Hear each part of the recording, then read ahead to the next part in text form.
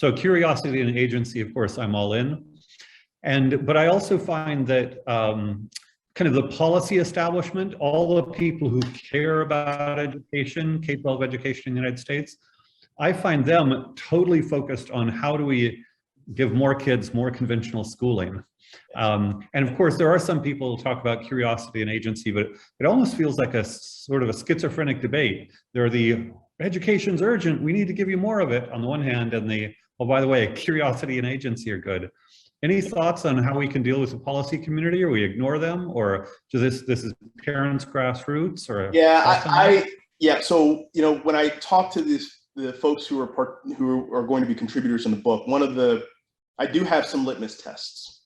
And one of the litmus tests is, do you think that that the educational system needs to be reformed, or do you think it needs to be radically transformed? That's one. But then the second one is, do you think the change that's going to happen in education is going to happen from the top down, with policymakers, legislators, school board members, you know, administrators, principals making the changes to help your child? Or is it going to come from the bottom up, where hundreds, thousands, tens of thousands, millions, tens of millions of parents start to push on the system to break it?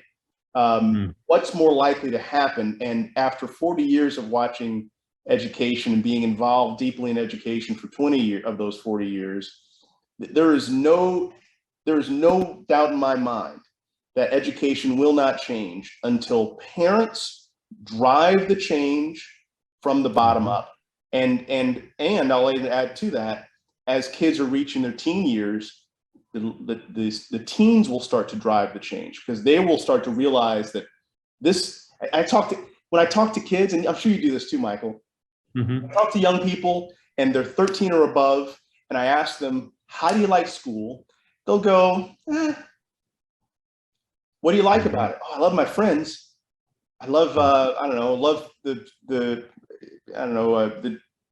sports program I'm a part of. But what do you like about learning? Hate learning. I hate all the other stuff. And then I ask, well, what are you curious about? And I've done this in so many kids, and they'll say, oh, I'm curious in this, I'm interested in this. And what do you spend your time doing if you're not in school? I do this and this.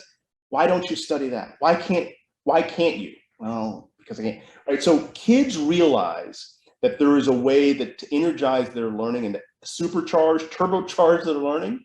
So parents are going to be pushing this from the bottom end, and then learners are going to be pushing it as well. That is how change is going to happen. Michael, I ran for school board in the 7th largest school district in the country, and it was the most enlightening and frustrating experience I've had, because every conversation I had with an adult around the school was related to either trying to get contracts for adults, trying to preserve power for adults, trying to get employment for adults, trying to keep the system entirely stable, all for adults. Nobody wanted to realize or talk about kids. And that just is more evidence that the change is not going to happen from the top down.